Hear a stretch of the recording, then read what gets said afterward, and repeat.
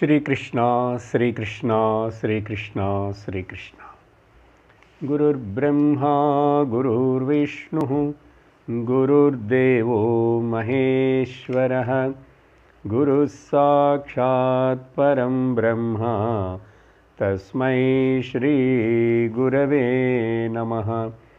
तस्मै श्री गुरवे नमः। हरि ओम तत्सत्। ऐतरेयोपनिषत् शांति मंत्रम्। ओम वांग मे मनसि प्रतिष्ठिता मनो मे वाचि प्रतिष्ठितम् आविराविर्मयेधि वेदस्य म आणीस्तः श्रुतं मे मा प्रहासीः अनेनाधीतेनाहोरात्रान्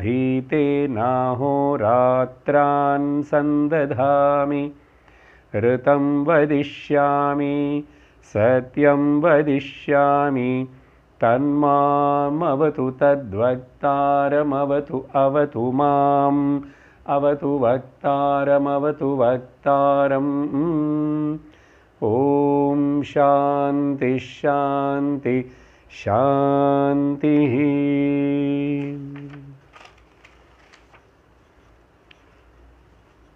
ஐதரோபனிஷத் முதல் 2 அத்தியாயங்களும் அத்தியாரோபம் சிருஷ்டி பிரகரணம். இப்போ கடந்த வாரம் ஆரம்பிச்ச 3வது அத்தியாயத்தில் கூட கடைசிய 12வது ஸ்லோக மந்திரம் வரைக்கும் இந்த அத்தியாரோப விஷயமே வருது. கடைசியில் தான் 2 மந்திரங்களுக்குள்ள அபவாதம் இன்னைக்கு சொல்லப்படும். அதனால இந்த சிருஷ்டி பிரகரணம் இல்லைன்னா அத்தியாய பிரகரணம் இதில் முதல் 2 அத்தியாயங்களுக்குள்ள லோக சிருஷ்டி, லோக பாலகர்களோட சிருஷ்டி, அப்புறம் பசி தாகம் அதோடைய சிருஷ்டி, அப்புறம் ஸ்தூல சரீரங்கள் அதோடைய சிருஷ்டி, இது எல்லாமே நம்ம பார்த்திருக்கோம் சொல்லப்பட்டது. இந்த அத்தியாயத்தில் 1வது மந்திரத்திலிருந்து ஆரம்பித்து 10வது மந்திரம் வரைக்கும் அன்ன சிருஷ்டி. இப்போது சரீரங்கள் வந்துச்சு, தேவதைகள் வந்தாங்க, அப்புறம் இந்திரியங்களும் இந்திரிய கோலகங்களும் பசி தாகம் எல்லாம் சிருஷ்டி ஆனதுக்கப்புறம் இப்போது அன்னம் சிருஷ்டி பண்ணணும். அந்த அன்ன சிருஷ்டி விஷயம் சொல்லும்போதும் இங்கே வரைக்கும் என்னதான் பண்ணியிருக்கார் பரமாத்மா, வாழ்க்கையுடைய ஆக்டிவிட்டீஸு சேலைகள் எல்லாமே கூட போக்தா போக்யம் போகः அனே 3 விஷயத்து மேலே ஆதாரப்பட்டிருக்கு. அப்படின்னு சொன்னால் த திரிபுட்டி ஆர் த ட்ரையாங்கிள் என்னது, experiencer, experienced and the instruments of experience. போக்தா போக்யம் அண்ட் போகன கரணம். இதில் இப்போது போக்யம் அண்டு போக்ய கரணங்கள் அதெல்லாமே சொல்லி முடித்ததுக்கு அப்புறம்தான் பகவான் போக்தா தானே போக்தாவாக மாறி ஜீவனாக மாறி அந்த 3வது முக்கியமான விஷயம் என்ன, போக்தா இல்லாமல் போக்ய பிரபஞ்சம் யாருக்காக, போக்ய கரணங்களும் யாருக்காக. அதனால் இந்த முதல் இந்த 3த்துலேயும் போக்தா இன்னும் வரலை, போக்யம் அண்டு போக கரணங்கள் வந்துச்சு. இந்த 2மே கூட இன்னட்டு தானே, சைத்தன்யம் இல்லை, அச்சேதன வஸ்துகள் தான். அப்போது அச்சேதன வஸ்துகள் இருந்து என்ன பிரயோஜனம், வீடு கட்டிட்டோம், எல்லாம் அரேஞ்ச் பண்ணியிருக்கோம், ஆனால் அதில் வீட்டில் தங்கறதுக்கு யாராவது ஆள் இருந்தால் தான் அந்த வீடு பிரயோஜனப்படும். அந்த மாதிரி தான் போக்த சைத்தன்ய வஸ்து பரமாத்மா என்டர் ஆகணும். அது கூட சொல்லப்படுறது இன்றைக்கி. அப்புறம் இவ்வளோ விஷயங்களை சொன்னது இந்த 3வது அத்தியாயத்தில் கூட நம்ம வந்து முதல் 2 மந்திரங்களையும் பார்த்திருக்கோம்.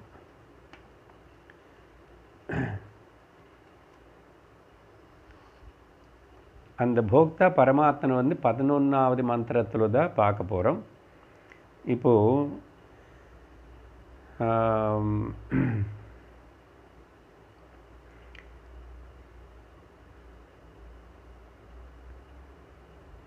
மூணாவது மந்திரம் நம்ம இன்றைக்கி ஆரம்பிக்கணும். முதல் 2 மந்திரங்களுக்குள்ள என்ன சொல்லப்பட்டதுனேதையும் பார்க்குறோம்.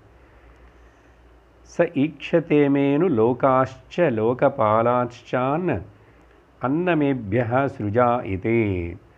சரி, நான் இப்போ வரைக்கும் லோகங்களை உருவாக்கிட்டேன், லோகபாலக்கரனை உருவாக்கிட்டேன், இனிமேல் அன்னம் உருவாக்கணும் அப்படின்னு சொல்லிட்டு ச ஈக்ஷதே பகவான் வந்து சிந்திச்சாராமா. அவர் அப்படி கல்பனை பண்ணி சங்கல்பம் பண்ணி ஸ்ருஜா இதே, நான் இப்போ அன்னம் சிருஷ்டி பண்ணணும் அப்படின்னார். அப்போது நினச்சதுக்கப்புறம் சக அபியதபத மறுபடியும் அதுக்காக சிந்திக்கும்போது அவருடைய ஞானத்தினை பஞ்ச மகாபூதங்களனை மேலே ஏகாகிரப்படுத்திட்டார். அபியதபத அந்த தபம் பண்ணதுனால சிந்திச்சதுனால அந்த தாபிய அந்த ஜலங்களுக்குள்ளே நின்று, ஜலங்கள்னா சொன்னோம் அபகன்னா பஞ்ச மகாபூதங்களை நின்று அபியதப்தாபிய அந்த சிந்தனால பகவானுடைய சங்கல்பத்தினால மூர்த்திஹி அஜாயத. இந்த மெட்டீரியல் வேர்ல்டு எல்லாமே, இங்கே மெட்டீரியல் வேர்ல்டுன்னா அன்னம் மட்டும் இல்லையா, அன்னமனே வார்த்தையும் உபனிஷத்து சொல்கிறது கீழே. ஆனால் இப்போ வந்து மூர்த்திஹி அன்ன அர்த்தம் இங்கே த என்டையர் காஸ்மாஸ், இந்த மெட்டீரியல் ஜெகத் மொத்தம் கூட அன்னமனை நம்ம எடுத்துக்கணும். ஏன்னு சொன்னால் இதில் வந்து வாய்க்கு சாப்பிட்ற அன்னம் மட்டும் இல்லை, அதையும் உருவாக்கப்படுறது.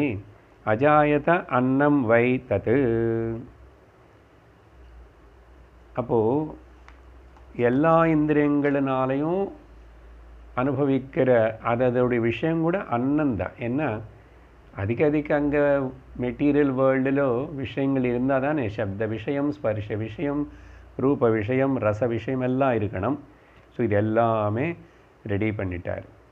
அதுக்கப்புறம் இப்போ பகவான் வந்து ரொம்ப ஒரு க்ரூஷியல் டீச்சிங் இது வந்து வேதாந்தத்துக்கு, உபனிஷத்துக்கு. என்னன்னா இது வந்து இன்டைரக்டாக இப்போ என்ன சொல்லணும்னா ஜீவ ஈஸ்வரர்களுடைய ஐக்கியம் பிரதிபாதனம் பண்ணணும். இங்கே ஜீவனாக இப்போது யாரும் இருக்கிறானோ ஒரு சரீரத்திலோ அது ஈஸ்வரன் பரமாத்மா தான்.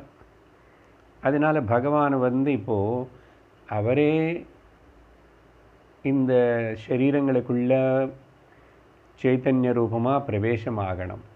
இது எப்படின்னா சில சினிமாக்களுக்குள்ள டைரக்டரே சில வாட்டி ஹீரோவாக ஆக்ட் பண்ணுவார். ஏன்னா அப்போதான் அவருக்கு வந்து அவர் நினச்ச அவர் சிந்தித்த விதமாக அங்கே வந்து நடத்தி காட்ட முடியும்னு சொல்லிட்டு சில படங்களுக்குள்ள அவரே. ஆனால் இங்கே பகவான் வந்து எல்லாத்துக்குள்ள அவர் சிருஷ்டி பண்ண எல்லாத்துக்குள்ள அவரே அந்தர்கதமாக ஆதாரபூதமாக சைத்தன்யமாக பிரவேசமாகிறாரு. இப்போது மூணாவது மந்திரத்திலிருந்து 8வது மந்திரம் வரைக்கும் நம்ம படித்து முடிக்கலாம். ஏன்னா நிறைய சப்தங்கள் வார்த்தைகள் வந்து இது எல்லாத்துலேயும் ஒரே மாதிரி இருக்கும். படித்து முடித்ததுக்கு பிறகு என்ன ஒரு வாட்டாவது அந்த உபனிஷத்தை படித்த மாதிரி ஆகிடும். அப்போது அதுக்கப்புறம் அர்த்தம் வந்து நம்ம சீக்கிரமாகவே சொல்லுவோம். என்ன சார் ஒரே வாட்டு 8 மந்திரம் நினச்சிக்க வேண்டாம். என்ன சிம்பிள் தான். அர்த்தம் வந்து பதங்கள் அதே திரும்பி வர்றதை விஷயம் புரியும் உங்களுக்கு. அப்புறம் 3வது மந்திரத்திலிருந்து படிக்கிறேன். ததேனத் ஸ்ருஷ்டம் பராங்க்த்யஜிகாம்சத் தத்வாசா அஜிக்ருக்ஷத் தன்னாசக்னோத்வாசா கிரஹீதும் ச யத்தைனத்வாசா அக்ரஹைஷ்யத் அவிவ்யாஹ்ருத்ய ஹைவான்னமத்ரப்ஸ்யத தத்ர பிராணேனாஜிக்ருக்ஷத் தத்ராசக்னோ தன்னாசக்னோத் பிராணேன கிரஹீதும் யத்தைனத் பிராணேன கிரஹைஷ்யத் அபிப்ராண்ய ஹைவான்னமத்ரப்ஸ்யத தச்சக்ஷுஷா ஜிக்ருக்ஷத் தன்னாசக்னோச்சக்ஷுஷா கிரஹீதும் ச யத்தைனச்சக்ஷுஷா அக்ரஹைஷ்யத் திருஷ்ட்வா ஹைவான்னமத்ரப்ஸ்யத தச்சோத்ரேண ஜிக்ருக்ஷத் தன்னாசக்னோச்ரோத்ரேண கிரஹீதும் ச யத்தைனச்ரோத்ரேண கிரஹைஷ்யச்ருத்வா ஹைவான்னமத்ரப்ஸ்யத தத்வச்சா ஜிக்ருக்ஷத் தன்னாசக்னோத்வச்சா கிரஹீதும் ச யத்தைனத்வச்சா கிரஹைஷ்யத் ஸ்பிருஷ்ட்வா ஹைவான்னமத்ரப்ஸ்யத தன்மனசா அஜிக்ருக்ஷத் தன்னாசக்னோன்மனசா கிரஹீதும் ச யத்தைனன்மனசா அக்ரஹைஷ்யத் த்யாத்வா ஹைவான்னமத்ரப்ஸ்யத. 9 படிக்கணும். தத் சிஷ்ணேனா ஜிக்ருக்ஷத் தன்னாசக்னோச்சிஷ்ணேன கிரஹீதும் ச யத்தைனச்சிஷ்ணேனா கிரஹைஷ்யத் வித்ஸ்ருஜ்ய ஹைவான்னமத்ரப்ஸ்யத. கேட்கும்போதே உங்களுக்கு ஒரு விதமாக தோணியிருக்கும், சொன்ன வார்த்தைகளே மறுபடியும் சொல்கிற மாதிரி இருக்கு இல்லையா? அதனால தான் எல்லாம் படித்து முடித்தோம். இதோடைய சாராம்சத்தைன்னு நான் சொல்கிறேன். முதல் 3வது மந்திரத்தில் மட்டும் பதங்களோட அர்த்தம் பார்த்தாவே நமக்கு மிச்சம் எல்லாம் புரிஞ்ச மாதிரி தான். இங்கே என்ன சொல்லப்படுறதுன்னா, எப்போ அன்னத்தனை சிருஷ்டி பண்ணாரோ மெட்டீரியல்னு பகவான் பரமாத்மா, அந்த அன்னமாமா இங்கே வந்து மறுபடியும் ஒரு இமேஜினரி ஸ்டோரியாக கதையாக பார்க்கணும். உபனிஷத்து அப்படி தான் கதை சொல்கிற மாதிரி குழந்தைகளுக்கு என்ன சொன்னோம் இல்லையா? அன்னமாமா பயந்துட்டு பின் திரும்பி ஓடி போக ஆரம்பிச்சுதாமா. ஏன்னா இவங்க எல்லாரும் என்ன சாப்பிட போகிறாங்க, பக்ஷிப்பாங்க, அப்புறம் எனக்கு மரணம் ஏற்படும், எனக்கு மிருத்யு ஏற்படும் சொல்லிட்டு அன்னம் பயந்துட்டு ஓட ஆரம்பிச்சுதாமா. ஏன் கதைன்னு சொல்கிறோம்னா, ஆக்சுவலாக இன்னும் அதில் எல்லாத்துலேயும் எதில் சைத்தன்யமே என்ட்ரு ஆகலைன்னா அது எப்படி அப்போ ஓடும் అని கேள்வி வரும் இல்லையா? அதனால தான் கதை. அப்படி என்ன அர்த்தம்? அப்படி ஓடி போக முயற்சி பண்ணுறது யார்? அன்னம். அதுதான் இங்கே முதல்ல சொல்கிறார். ஏன்னா அப்போது ஒன்றும் இந்த இந்திரியங்கள் வந்து அந்த அன்னத்தினை சாப்பிட்றதுக்கு முயற்சி பண்ணுறது, அன்னத்தினை சாப்பிட்றதுக்கு முயற்சி பண்ணும்போது கேட்ச் பண்ணுறதுக்கு தத் ஏனத் சிருஷ்டம். ஓகே, அப்புறம் அந்த அன்னத்தை கிரியேட் பண்ணதுக்கப்புறம் பராக் அத்திஜிகாம்சத் அத்தியஜிகாம்சத் அப்படின்னா டேர்ன் அவே, திரும்பி அப்படி தூரமாக ஓடி போக ஆரம்பிச்சிச்சு. ஓகே, தத் வாச்சா, அப்போது அப்படி அது ஓடி தப்பிச்சுக்க பார்க்கும்போது அன்னம் என்ன வாச்சா முதல் வந்து அந்த வாகிந்திரியம் வந்து அஜிக்ருக்ஷது அப்படின்னா, அஜிக்ருக்ஷதுன்னா அதனை பிடிச்சிக்கிறதுக்கு முயற்சி பண்ணதாமா. யார்? வாச்ச, வாக்கிந்திரியம். ஆனால் தத் ந அசக்னோத் வாச்சா கிரகீத்தும். ஆனால் வாகிந்திரியத்தினால அந்த அன்னத்தினை பிடிச்சிக்க முடியலையாமா. வாகிந்திரியத்தினால கிரகீத்தும் ந அசக்னோத், அது பிடிச்சிக்க முடியல. அப்போது சக ஒருவேளை அது பிடிச்சிருந்திருந்தால், எதை வாக்குனால் அன்னம் பிடிச்சிருந்திருந்தால் சஹ ஹ ஏனம் ஏனத்து சஹ சாரி சஹ ய சஹ ஹ ஐனத்து வாச்சா அக்ரஹைஷ்யத்து. ஒருவேளை இந்த வாக்குனால் அன்னத்தனை பிடிச்சி முடியிருந்திருந்தால் அபிவியாகிருத்திய, இப்படி மெயர்லி டாக்கிங்னாலேயே, வாக்குன்னா பேச்சு தானே, அப்போது ஹயேவ அன்னம் அத்ரப்ஸ்யத, நமக்கு அப்போது ஒரு வாயால் அன்னம் அன்னம் அன்னம் அப்படின்னு சொன்னாவே பசி தீர் இருக்கணும், சாட்டிஸ்ஃபை ஆகிருக்கணும். ஆனால் அப்போ ஆகலை. ஓகே, ஆகலை. அதுதான் எல்லா ஸ்லோகங்கள் மந்திரங்களுக்குள்ளேயும் கிட்டத்தட்ட ஒரு 7 விஷயங்கள்னு உபனிஷத்து சொல்கிறது. எது இங்கே வாச்சாலன்னு ஆரம்பித்து 7 விஷயங்கள்னு சொல்கிறது. இந்த 7 பேரும் முயற்சி பண்ணாங்களாமா இதே மாதிரி அன்னத்தனை பிடிச்சிக்கிறதுக்கு. ஆனால் அவங்களால பிடிச்சிக்க முடியல, அப்படின்னா கன்சியூம் பண்ண முடியல. கன்சியூம் பண்ணியிருந்தால் நமக்கு அந்தந்த ஃபேக்கல்ட்டினாலே நமக்கு வயிறு நெரும்பி ஃபுல்லாக இருக்கணும், சாட்டிஸ்ஃபை ஆகிருக்கணும். ஆனால் அப்படி ஆகலை. இப்போது முதல் வாச்சா பற்றி சொல்லியாச்சா, வாக்கிந்திரியம். ரெண்டாவது என்ன சொல்கிறதுன்னா அடுத்த மந்திரத்தில், அதுக்கப்புறம்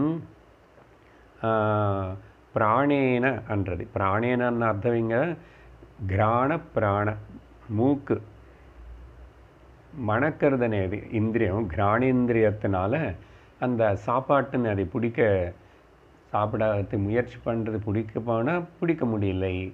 அப்படி ஒருவேளை பிடிச்சிருந்த மூக்குனாலேயே நமக்கு இனிமே அந்த மூக்குக்கு எப்போ ஸ்மெல்லு, கந்தம், அன்னத்துடைய ஸ்மெல்லு வருதோ அப்போவே நமக்கு வயிறு நெரும்பி இருக்கணும். ஆனால் அன்ஃபார்ச்சுனேட்லி அப்படி ஆகலை.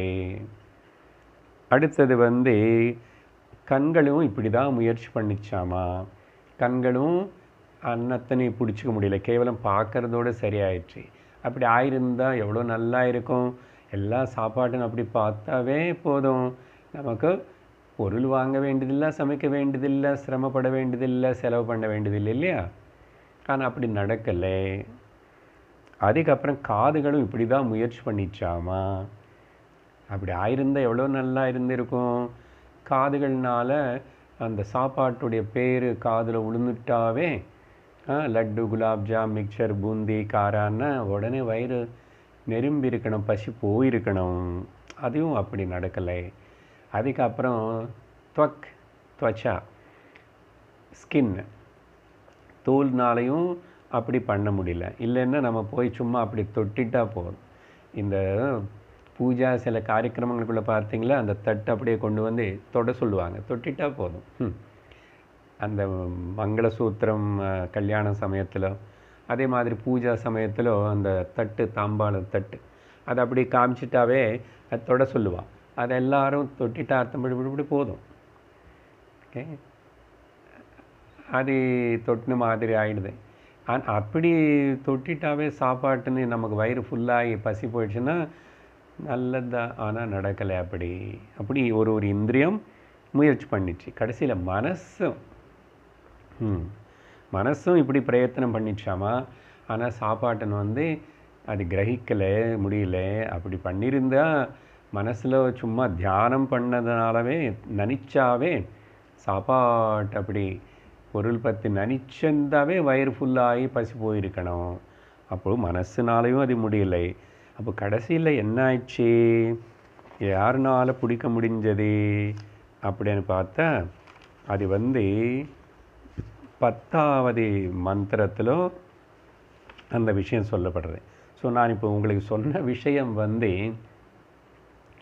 மூணாவது மந்திரத்திலிருந்து 9வது இன்னொன்று சொல்லணுமே அப்புறம் மைண்டுக்கு அப்புறம் அந்த 9வது மந்திரத்தில் இந்த ரிப்ரொடக்டிவ் ஆர்கான் ஜனனேந்திரியம் கூட அந்த சாப்பாட்டினை கிரகிக்கிறதுக்கு முயற்சி பண்ணிச்சாமா, அதுக்கும் முடியல. அப்படி ஒருவேளை ஜனனேந்திரியம் பண்ணியிருந்தால் ஜனனேந்திரியனுடைய வேலை என்ன? விஸ்ருஜன எமிஷன். அந்த மாதிரி எமிஷன்னாலேயே விஸ்ருஜ விடுறதுனாலேயே த்ரோயிங் அவுட்னாலேயே அது பசி போயிருக்கணும். ஆனால் அப்படி சிஷ்ணம் அன்னா அர்த்தம் ஜனனேந்திரியம், அதனாலையும் பண்ண முடியல. ஸோ இதனால் எல்லாம் ஃபெயில் ஆகிட்டங்க, மிசரபுல்லி தி ஃபெயில்டு. அப்போது யாருனால இந்த அன்னத்தினை கிரகிக்க முடிகிறது அப்படின்னு சொன்னால், நம்ம வாயால் நாக்கன்னு ஏதோ நினச்சிக்கிறோம். ஆனால் உபனிஷத்தை சொல்கிறது பாருங்கோ. இப்போ 10வது மந்திரத்தை நான் படிக்கிறேன் பார்த்தீங்களா, அதுக்குள்ளே இன்னும் ஒன்று சொல்லி முடிச்சிருந்தா போதும் உபனிஷத்து. ஆனால் உபனிஷத்து அதோடைய ஸ்டைலில் அதே பதங்களை உபயோகப்படுத்திட்டு ஒன்று அதில் சேர்த்துட்டு தத் சோத்ரேனா, தத் சிஷ்ணேனா, தத் மனசா, தத் துவச்சா, இப்படி ஒன்று சக்ஷுஷா, ஸ்ரோத்ரேனா, இப்படி 8 மந்திரங்கள் நிதானமாக பேசிடுச்சு உபனிஷத்தை. நாம் கிடுன்னு சொல்லி முடிச்சிட்டோம், புரிஞ்சிருச்சு இல்லை போதும். இப்போது 10வது மந்திரத்தில் அப்புறம் என்ன ஆயிடுச்சு? தத் அபானேனா ஜிக்ருக்ஷத் அஜிக்ருக்ஷத் ததாவயத் சைஷோன்னஸ்ய கிரஹோ யத்வாயுரன்னாயுர்வா ஏஷ யத்வாயுः. இது முக்கியமான மந்திரம், நமக்கு கொஞ்சம் விவரிக்கணும். அதுக்கப்புறம் என்ன ஆயிடுச்சு அம்மா,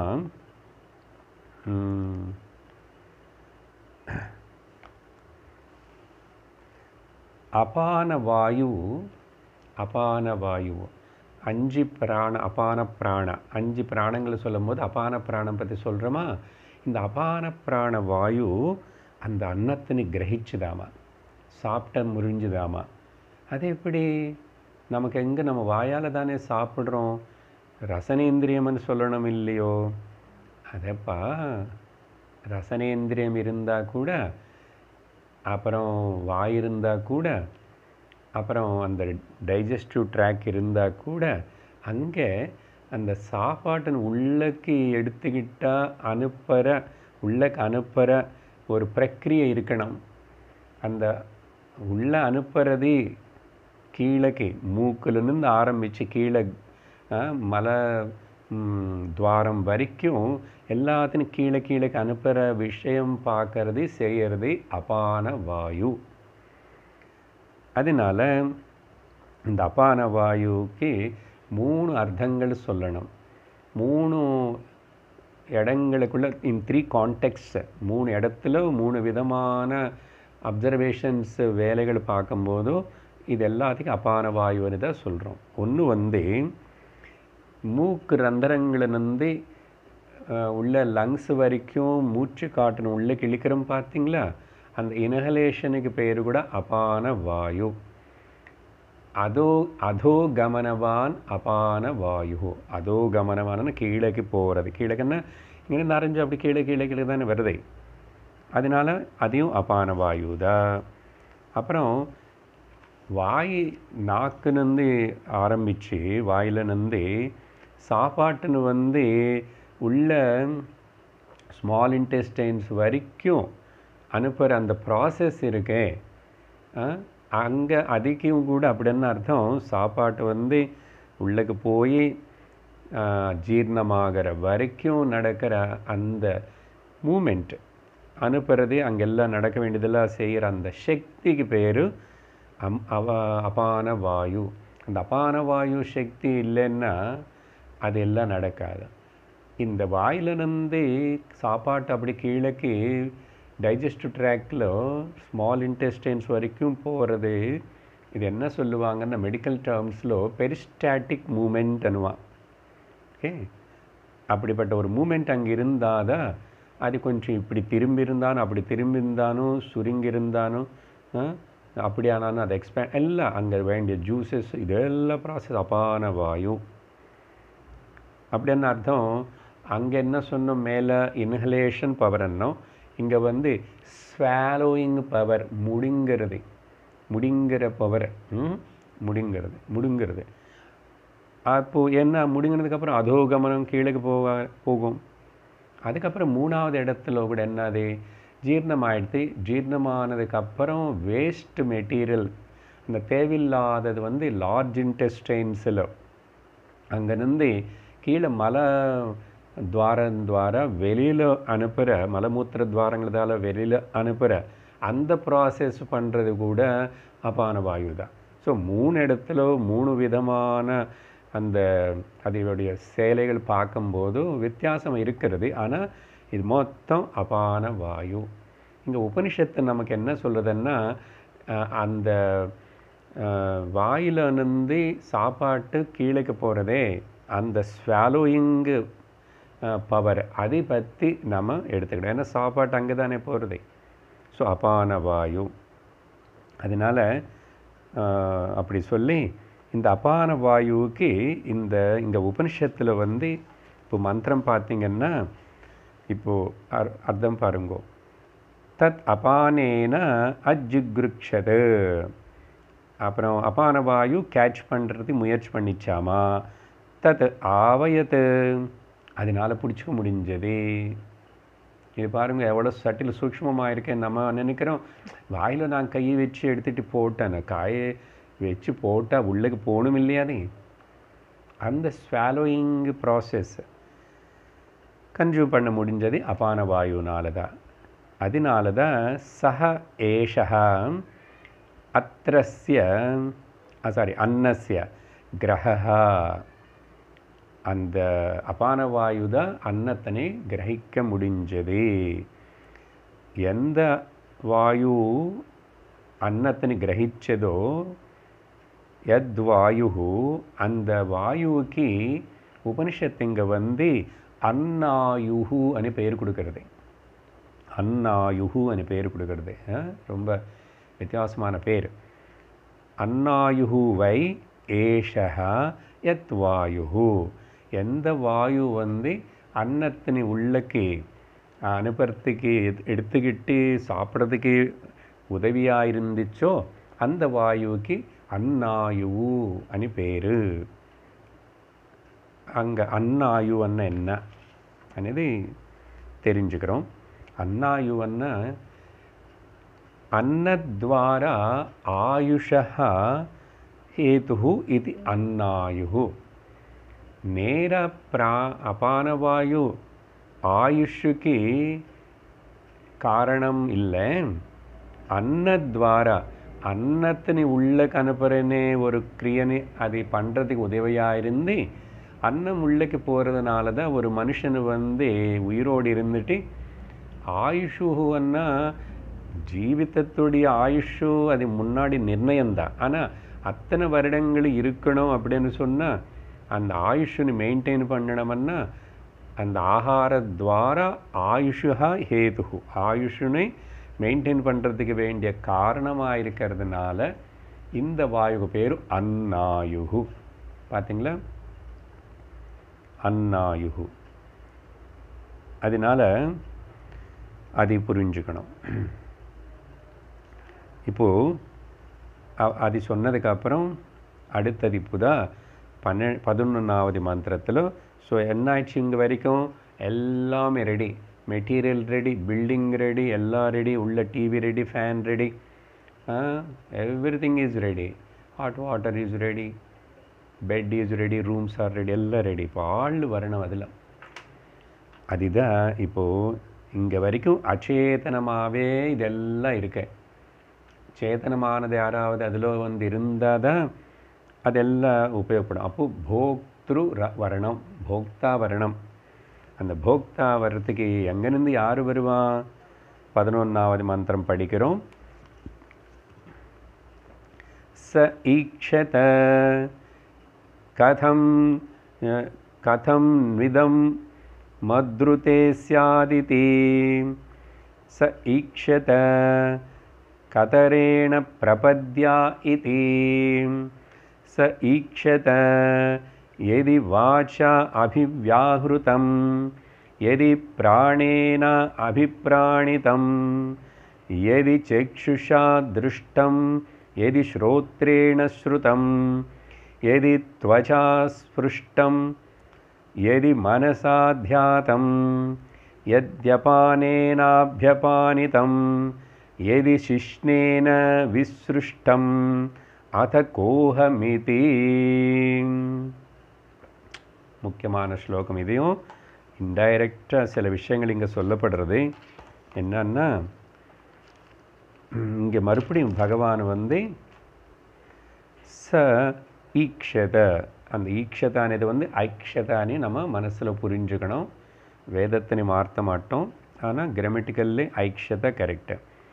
ச ஐக்ஷதா, இந்த ச ஐக்ஷதானது வந்து இங்கே 3 வாட்டி வருது. முதல் வரியில் 2வது வரியில் பார்த்தீங்கன்னா 3 வாட்டி.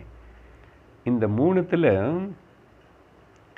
முதல்து என்னன்னது அர்த்தம் சொல்கிறேன், அப்புறம் அந்த 2வது வரிக்கு அர்த்தம் அப்புறம் பார்ப்போம். அப்புறம் 3வது வரியில் வந்து மறுபடியும் ஐக்ஷதன்னு இருக்கு. என்ன இதுக்கு அர்த்தம் உபனிஷத்து சொல்கிறது அப்படின்னா,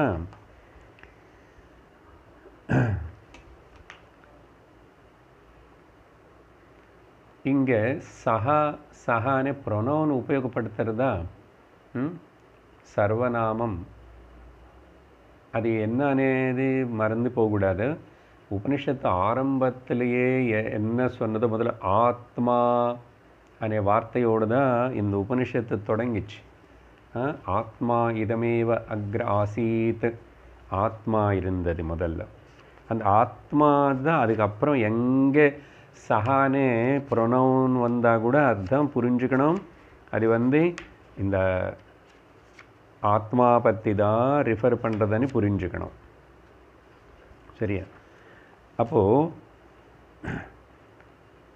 அப்புறம் கடவுளாமல் பரமாத்மா வந்து டிசைட் பண்ணார், நினைச்சார், நான் வந்து எப்படி நான் என்ட்ராகாமே இப்போது ச ஈக்ஷத கதம் இதம் மத் ருதே சியாத் இதி. என்ன நினச்சாராமா எல்லாம் உருவாக்குனதுக்கப்புறம், நான் இதில் இல்லாமல் இதெல்லாம் யாருக்காக, எதுக்காக, அதெல்லாம் தானே அது என்ன பண்ணும் இல்லையா? நான் இல்லாமல் அதோடைய பிரயோஜனம் என்ன இருக்கு? அது மட்டும் இல்லை, அது எல்லாமே சும்மா எப்படி இருக்கும்? அதனால அப்படின்னு சிந்திச்சாரம்மா முதல் கேள்வி. அப்படின்னா ஓ சரி, அப்போ நானும் இருக்கணும், நான் இல்லாமல் அதெல்லாம் இதுக்கு. அதனால தான் பார்த்தீங்களா நான் అనేది முக்கியம். நான் இருந்தால் அது என்னுடைய உடம்பு, என்னுடைய மனசு, என்னுடைய குடும்பம், என்னுடைய வீடு வாசல் எல்லாம் நான் இது இருக்கணும். நான் இருந்தால் உலகம் இருக்கும். இந்த நானே இல்லைன்னா, அதனால பகவான் அப்படி ஒன்றும் நினச்சாரு. ச ஐக்ஷத கதம் து இதம் மத் ருதே சியாதிதி అని நினச்சாராமா. நினச்சதுக்கப்புறம் அப்புறம் தானே என்ட்ராகணும். அப்போது நான் இருக்கணும். நான் இருக்கணும்னா எப்படி இருக்கணும்? நான் ஏதாவது அச்சேதனமான இந்த கரணங்கள் எல்லாமே இன்ஸ்ட்ருமெண்ட்ஸு என்ன தெரிஞ்சுக்க முடியாது. அது அச்சேதனம் இல்லையோ, தெரிஞ்சுக்க முடியாது. அதனால் நான் தெரிஞ்சுக்கிற மாதிரி, மறக்காமல் இருக்கிற மாதிரி, தெரிஞ்சுக்கிற மாதிரி என்ன மாதிரி இன்னொருத்தர் நான் சிருஷ்டி பண்ணணும் அப்படி நினச்சாராமா. பாருங்கள், இப்போது இனிமேல் ஜீவ சிருஷ்டி வருது. அதெல்லாம் அச்சேதனமானது என்ன தெரிஞ்சுக்க முடியாது. அப்போது என்ன நான் தெரிஞ்சுக்கிற மாதிரி இருக்கணும்னா அந்தந்த இடத்துல அந்தந்த சரீரத்துக்குள்ளே என்ன மாதிரி என்னுடைய உருவமே என்னோடய ரிப்ளிக்கானே நான் அங்கே அனுப்பணும். அப்போது அப்படி நினச்சதுக்கப்புறம் ஏன்னா அதில் யாரோ இருந்துட்டு அப்புறம் என்ன நினச்சிக்கலன்னா, இப்போ நம்ம கூட நம்ம மூலமாக குழந்தைகள் சிருஷ்டி பண்ணுறோமா, உருவாக்குறோமா? எதுக்கு? அந்த குழந்தைகள் நம்முடைய உருவமே தான், நம்ம அம்சமே தான், நம்மளிலேருந்து வந்தது தான் குழந்தை. அப்புறம் என்ன அதனால் அந்த குழந்தைகளை என்ன நினச்சிக்கணும், என் அன்பாக பார்க்கணுன்னே எதிர்பார்க்குறோமோ இல்லையா? பகவான் கூட அப்படி தான் இந்த ஜீவர்களுக்குள்ளே இருக்கிற போய் நான் தங்கிட்ட அந்த தங்குற அந்த வம்சம், அந்த பொருள், அது என்ன நினச்சிக்கணும். நம்ம குழந்தைகளை நம்மளை அன்பாக பார்த்தா தானே. ஆனால் லோக விஷயத்தில் அது நடக்கிறது இல்லை. லோக விஷயத்தில் அது நடக்கிறது இல்லை. ஆனால் எதிர்பார்க்குறோமே இல்லையா?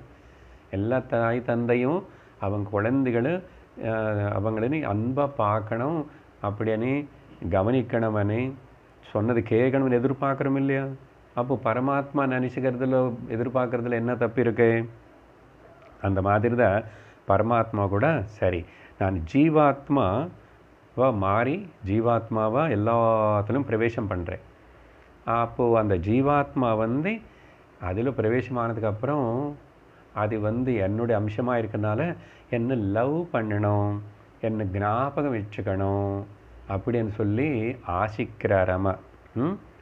அப்படி ஆசிச்சு தான் பகவான் என்ன சொன்னார், இங்கே அடுத்த 3வது வரியிலோன்னு சொல்கிற ச ஈக்ஷதான்னு சொல்கிறாரே, அங்கேருந்து என்ன விஷயம்னா, இவன் முதல்ல அப்படி ஜீவாத்மாவா என்னுடைய அம்சமாகவே அங்கே பிரதிபலிக்கும் போது முதல்ல அந்த ஜீவாத்மா இந்த சரீரம் நானும், ஓகே, இந்த பாடி உடம்பு நானும், பேச்சு நானும், திருஷ்டி நானும், மனசு நானும், இப்படியெல்லாம் நினச்சிக்குவான்.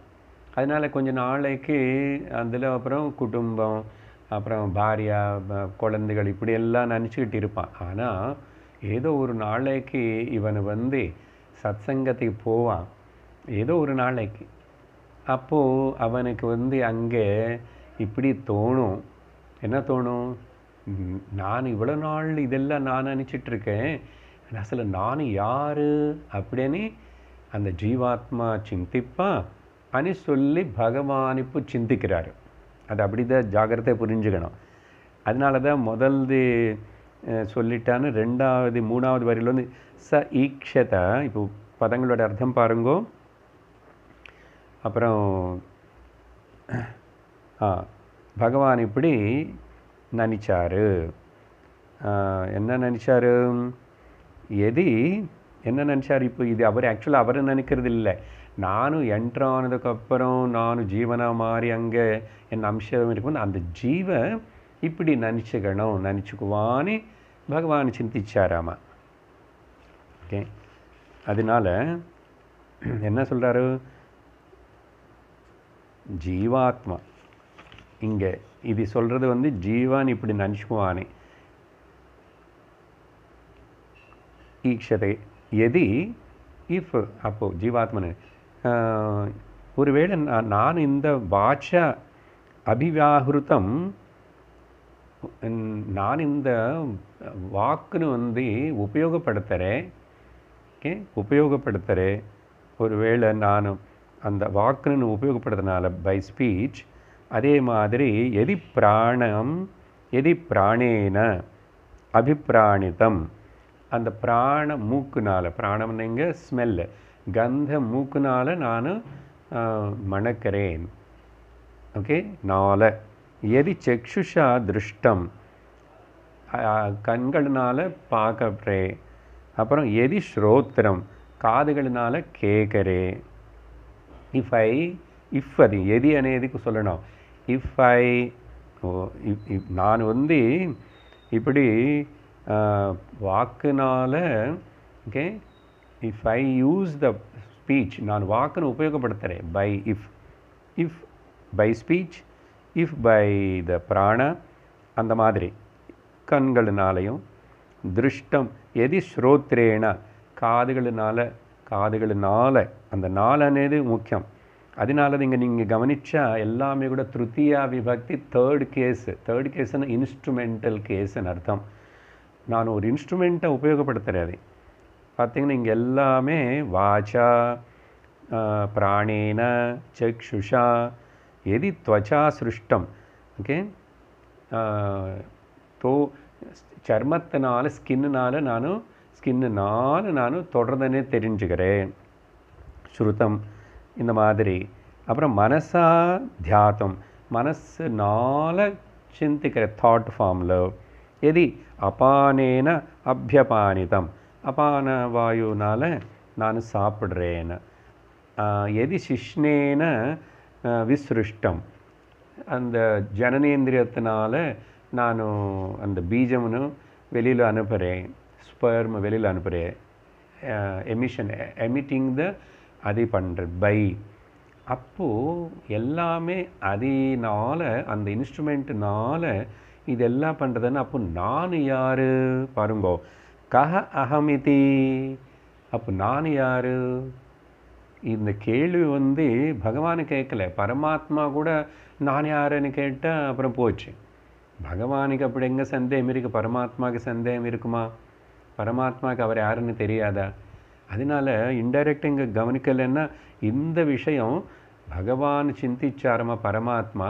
ஜீவாத்மா நான் உருவாகினதுக்கப்புறம் அந்த ஜீவாத்மா இந்த விதமாக சம்சாரத்தில் இருந்து எல்லாத்தையும் கூட போய் ஒரு நாளைக்கு கண்டிப்பாக ஆமாம் வாக்குன்னு காதுன்னு கண்ணுன்னு மூக்குன்னு தொக்குன்னு எல்லாத்தையும் நான் உபயோகப்படுத்துகிறேன். பை தோஸ் இன்ஸ்ட்ருமெண்ட்ஸ் நான் தெரிஞ்சுக்கிறேன். அப்போ நான் யார் அப்படின்னு ஹூ ஆம் ஐ அப்படின்னு ஒரு நாளைக்கு இவனுக்கு நிறைய கஷ்டம் நஷ்டம் துக்கம் அனுபவித்ததுக்கப்புறம் முதல்ல தெரியாது. அதனால தான் ஒரு ஜீவனுக்கு இப்படிப்பட்ட கொஷன் வரணும். அதுக்கப்புறம் அவனுக்கு சத்சங்கம் கிடைக்கணும், குரு கிடைக்கணும், உபனிஷத்து கேட்குற பாக்கியம் வரணும்னா சாதாரணம் இல்லை. அது எப்போ ஒரு நாளைக்கு நடக்கும். அது அவன் ஒரு நாளைக்கு இப்படி சிந்திப்பான். சிந்திச்சு நான் யாருன்னு கேட்பானே, அப்போது அவன் தெரிஞ்சுக்குவான். கேள்வி வர்ணம் இல்லை, நமக்கு வந்துச்சு இல்லை, அதனால தான் நம்ம சாஸ்திரம் கேட்குறோம். ஸோ ரெண்டாவது விதமாக பகவான் இப்படி நினைச்சாராமா. அப்போ அந்த ரெண்டாவது வரியில் இருக்கிற ஐக்ஷதா என்ன? இப்போது மொத்தம் 3 ஐக்ஷதா வந்துச்சு. ஒரு ஐக்ஷத்துக்கு நான் இல்லாமல் என்ன இதில் பிரயோஜனம் வந்தார். சரி நான் போவேன், நான் போய் பரமாத்மா நினைச்சார் பிரம்ம, நான் எங்கோ போய் ரிமோட்டாக ஒரு நட்சத்திரம் மாதிரியோ ஏதோ உங்கள் ஆகாயத்தில் ஒரு கிரகம் மாதிரியோ அப்புறம் எங்கோ வைகுண்டத்திலோ அப்படியோ இருந்தால் இந்த ஜீவாத்மா என்னை பற்றி திங்க் பண்ண மாட்டான். ஜீவாத்மா என்னை பற்றி திங்க் பண்ண மாட்டான். அதனால் நானே இந்த சரீரத்திலோ ஜீவாத்ம ரூபத்தில் நானே என்ட்ராகி அதில் இருப்பேன் நானே. அப்போ கண்டிப்பாக என்னை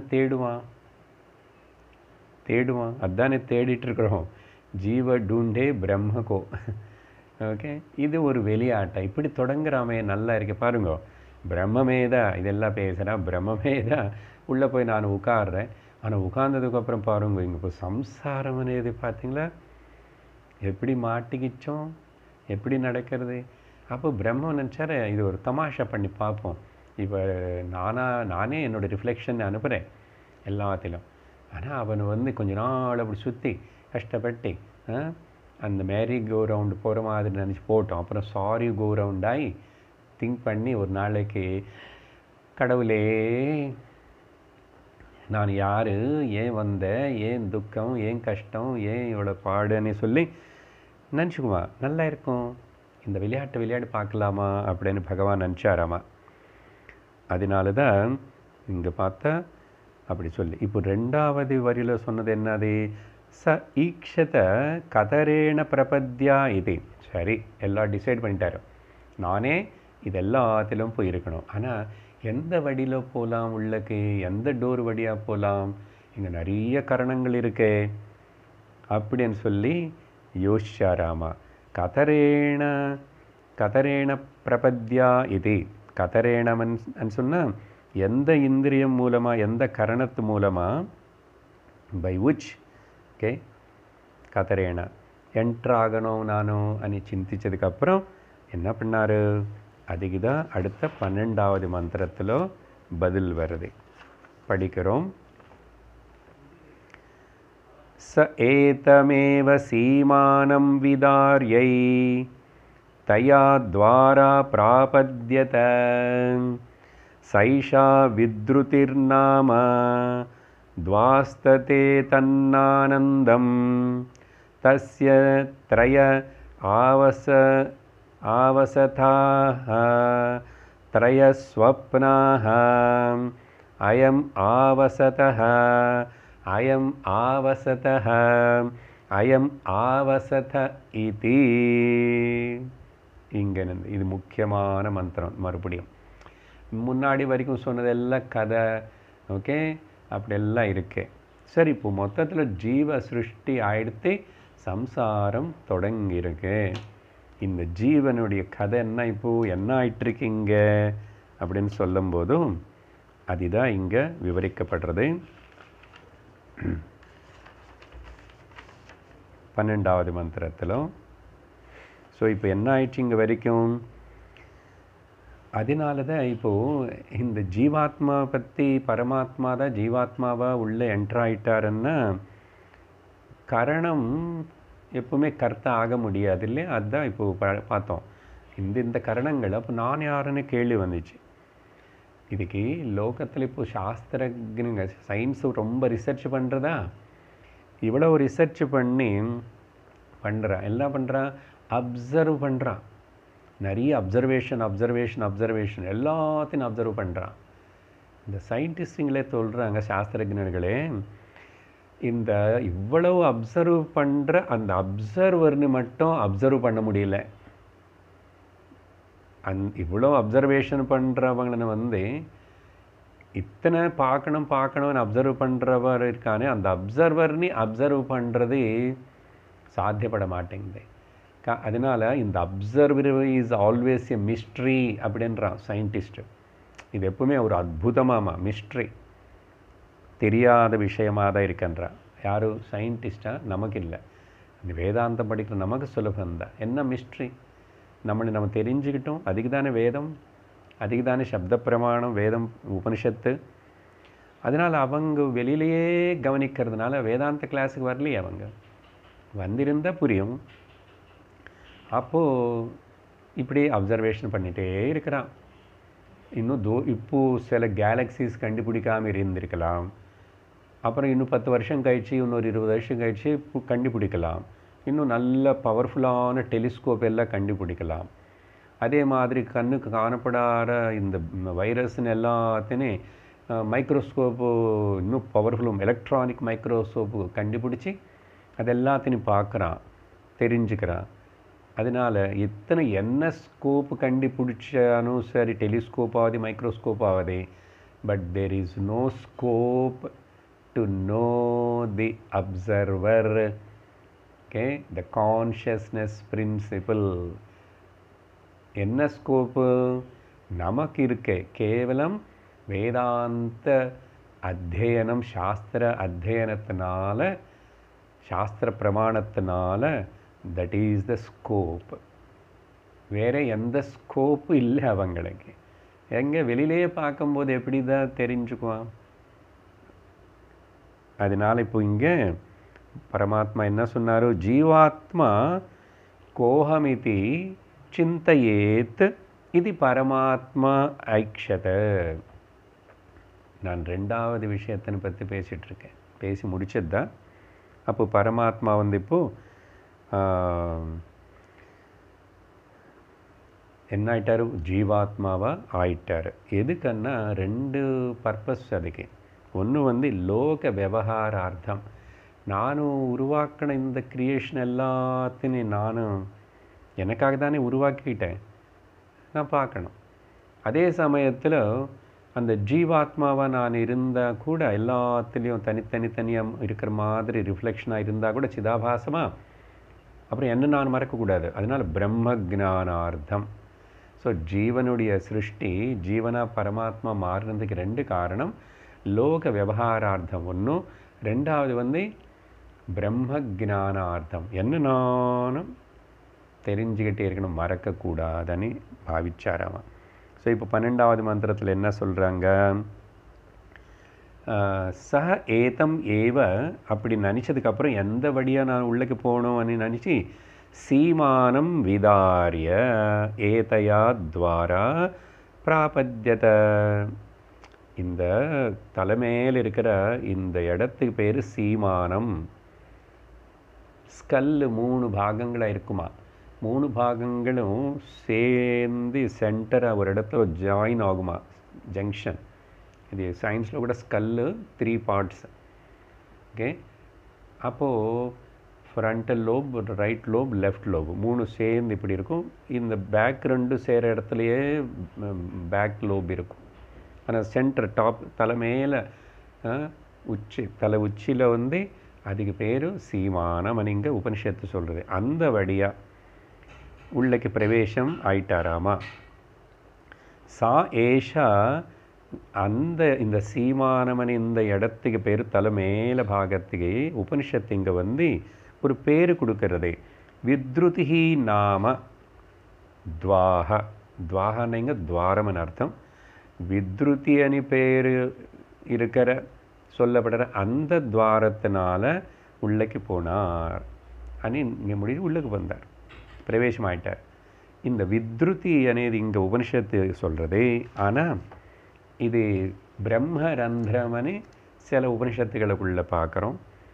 இல்லை நம்ம படித்த தைத்திரிய உபனிஷத்தில் பார்த்தோம்னா சீக்ஷாவல்லிலேயே இந்த விஷயம் சொல்லும்போது அந்தரேண தாலுகே ய ஏஷஸ்தன இவாவலம்பதே சேந்திரயோனிஹி யத்ராசௌ கேஷாந்தோ ஓ விவர்த்ததே ವ್ಯಪೋಹ್ಯ ಶೀರ್ಷಕಪಾலே. இதெல்லாம் இந்த சீமானம் வித்ருதிஹி இதை பற்றி சொல்லும்போது இங்கே என்ன பேர் உபயோகப்படுத்துறது உபனிஷத்து தைத்திரியத்தில், ச இந்திரயோனிஹி. இது பேர் இந்திரயோனி అని பேர் கொடுக்கறது. வேறு இடத்துல பிரம்மரந்திரம் అని கூட சொல்லப்படுறது. ஏன்னா எந்திர ரந்திரத்தினால் இதெல்லாம் உபாசனைக்கு சம்பந்தப்பட்ட விஷயமாக பார்க்கும்போது எந்த வழியாக பிரம்மரந்திரத்திலிருந்து அந்த பிராணம் ஜீவனை வந்து எல்லா சட்டில் பாடி கிளம்பி வெளியே போகிறதுன்னா அது வந்து பிரம்மலோகத்துக்கு போகும்னு படித்தோமா, உபனிஷத்துகளே சொல்லியிருக்கு. அதனால் மொத்தத்தில் இப்போது இந்த இடத்துக்கு 3 பேர் வித்ருதிஹி இந்த உபனிஷத்தில், தைத்திரிய உபனிஷத்தில் வந்து இந்திரயோனிஹி, பொதுவாக வேறு இடத்துல சொல்லப்படுறது பிரம்மரந்திரம் சொல்லி இப்போது அப்புறம் உபனிஷத்து என்ன சொல்கிறது, துவாக தத் ஏதத் நாந்தனம். இந்த துவாரம் வந்து ஆனந்தத்துக்கு மார்க்கமாமா. நாந்தனம், நாந்தனம்னு சொன்ன அர்த்தம் நந்தயதி இது நாந்தனம். நந்தயதி ஏன் அப்படி நாந்தனம்னு கூப்பிடுறதுன்னா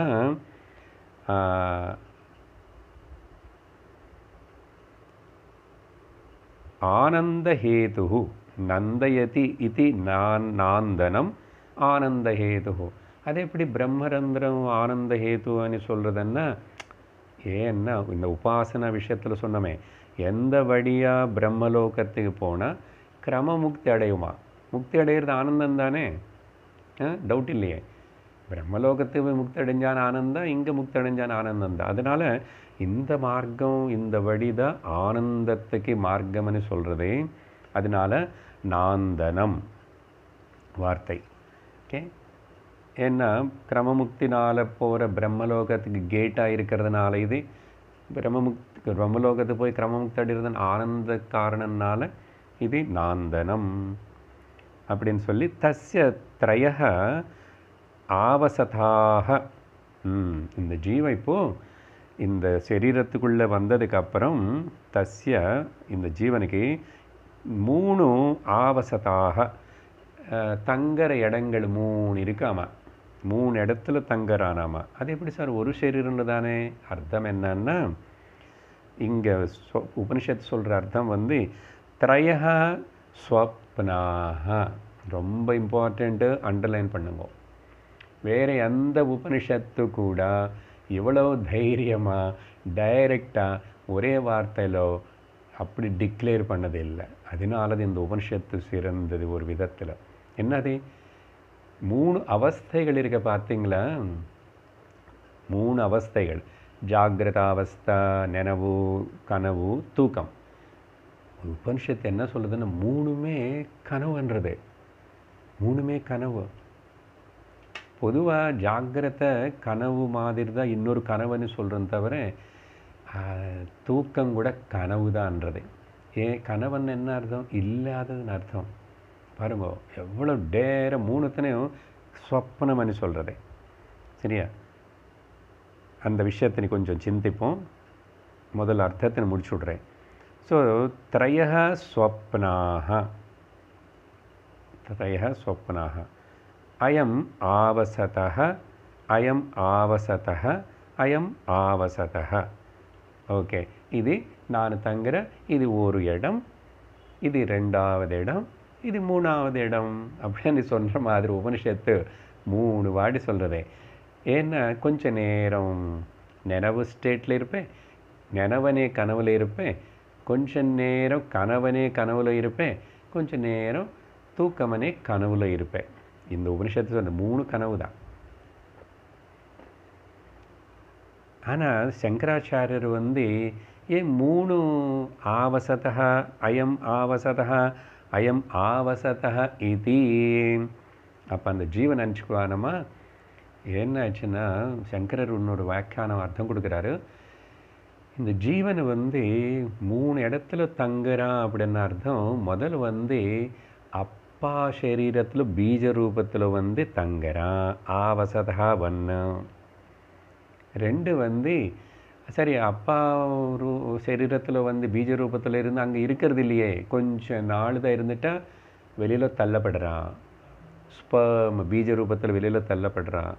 தள்ளப்பட்டதுக்கப்புறம் இங்கே பித்ரு ஷரீரே கொஞ்ச நாள், 2வது மாத்ரு ஷரீரே அம்மா சரீரத்துக்குள்ளே போகிறான் இல்லையா, அங்கே தானே, அங்கே போய் இருக்கிறான். சரி இங்கே பரவாயில்ல, நல்லா செட்டில் ஆகலாம் இங்கே நினச்சிக்கிறதுக்குள்ளே 9-10 மாதம் ஆன உடனே இல்லை நீ வெளியில் போகணுன்னு சொல்லிட்டு கட்டாயமாக வெளியில் தள்ளப்படுறான். அப்போது அது ஒரு ஆவசதக ஆகிட்டு 2வது இடம். அப்புறம் வெளியில் வந்துட்டான். சரி வெளியில் வந்துட்டு அப்பா எனக்கு ஒரு சரீரம் வந்துச்சு, நானும் இதில் இருக்கலாம். 3வது ஆவசதக என்ன? ஸ்வசரீரே. ஸோ சங்கரர் 3 சொல்கிறாரு. பித்ரு ஷரீரே ஆவசதக, மாத்ரு ஷரீரே ஆவசதக, ஸ்வஸ்வரீரே ஸ்வசரீரே ஆவசதக. சரி இந்த 3வது சரீரமானே என்னோடதான உடம்பு நினச்சிட்டு இருக்கிறது இதெல்லாமே இப்போ இண்டிபெண்ட் நான் அப்படின்னு சொல்லிட்டு இதில் நல்லா செட்டில் ஆகிட்டேன். அன்னிக்கிட்டு நல்லா விஆர்எஸ் வாங்கி செட்டில் ஆகிட்டேன், வீடு கட்டிட்டேன், கார் வாங்கிட்டேன், பொண்ணும் செட்டில் ஆகிட்டான், பையனும் செட்டில் ஆகிட்டான். இப்படி எல்லாம் செட்டில் ஆகிட்டான்னு சொல்கிறதுக்குள்ள இடம் காலி பண்ணு போகணும் டைம் ஆயிடுச்சு அப்படின்னு சொல்லிட்டு மூப்பு வியாதி மரணம் பெல்லடிக்கும்.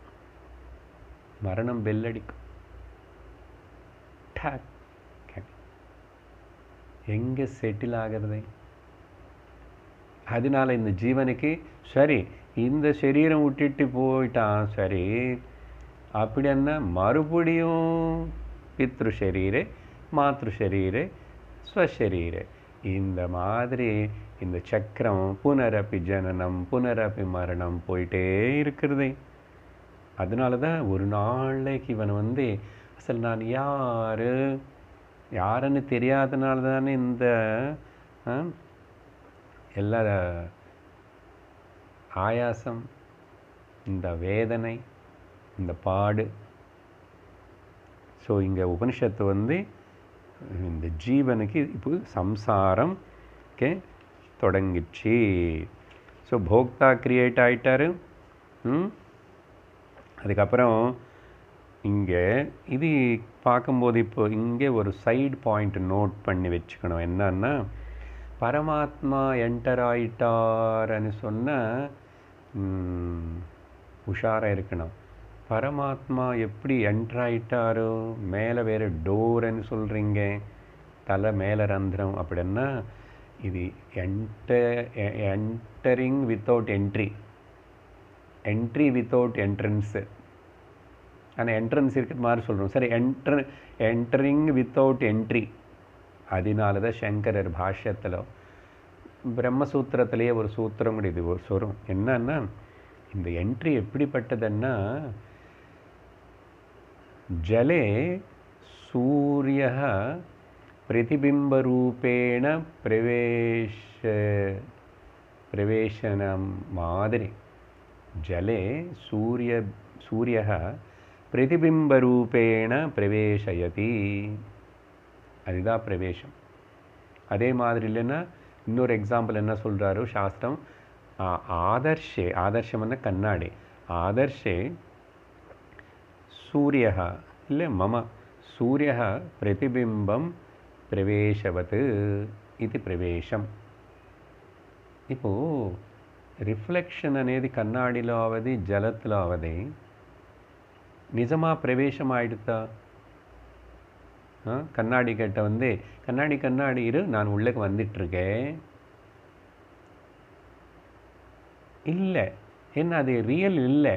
அப்போ ரியல் இல்லாதது எப்படி பிரவேசம் ஆயிடுதுன்னு சொல்லணும்? அப்போ ஏன் உபனிஷத்து இப்படி சொல்லுதுன்னா, ஜஸ்ட்டு உனக்கு புரியறதுக்காக தான். ஆனால் இதையும் புரிஞ்சுக்கணும். இனிமே வேறு உபனிஷத்துக்கள் கூட படித்து இன்னும் கூட ஆழமாக சிந்தித்து புரிஞ்சுக்கணும். There is no entry at all. ஏன்? பரமாத்மா எல்லா இடத்துலும் இருக்கான். இப்போது பரமாத்மா இல்லை சூரியனோட வெளிச்சம், சூரியன் அங்கே இருக்கான், அவரோட வெளிச்சம் எல்லா இடத்துலும் இருக்கேன். ஆனால் எல்லா இடத்துல இருக்கிற அந்த சூரியனோட வெளிச்சம் எந்த ஒரு மீடியம் అనేది నడుల్లో வந்து నిందిటా, కన్నాడి మీడియం జలం అనే మీడియం அங்கே அது பிரதிபலிக்கிறது. மீடியம் இல்லைன்னு அப்போ அது இல்லையா? இருக்கே. இந்த மீடியம் అనేది வந்து எல்லாமே நிஜம் இல்லையே, சத்தியம் இல்லையே, இதெல்லாம் ஒரு மாயாவுடைய இந்திரஜால கல்பனம் தானே. அப்போது வாஸ்தவமாக சத்தியமாக நித்தியமாக இருக்கிறது என்ன? பரமாத்மா ஆல் பர்வேடிங்காக அப்படியே இருக்கார். நடுவில் பரமாத்மாவில் ஒரு தோற்றம் இந்த சரீரங்கள், இந்த மனம், மேட்டர், பிரகிருதி இதெல்லாம். ஆனால் எப்படி இது சம்சாரம். சம்சாரம்னு என்ன அர்த்தம்? சமயக் சரதி இது சம்சாரம். நல்லா மாறிட்டே சரசரன்னு மாறிட்டே இருக்குமா, மாறிட்டே இருக்கும், நிற்கவே நிற்காது. அதனால தான் இது மனசில் இந்த பாயிண்ட்டுன்னு வச்சுக்கிட்டு நம்ம இந்த விஷயத்தினை புரிஞ்சுக்கணும். உபனிஷத்தோடு எப்படி அபவாதம் பண்ணுறதுன்னு பார்க்க போகிறோம் அப்புறம். அதனால் இந்த 3 வாட்டி ஆவசத்தை சொன்னதுக்கு காரணம் இது.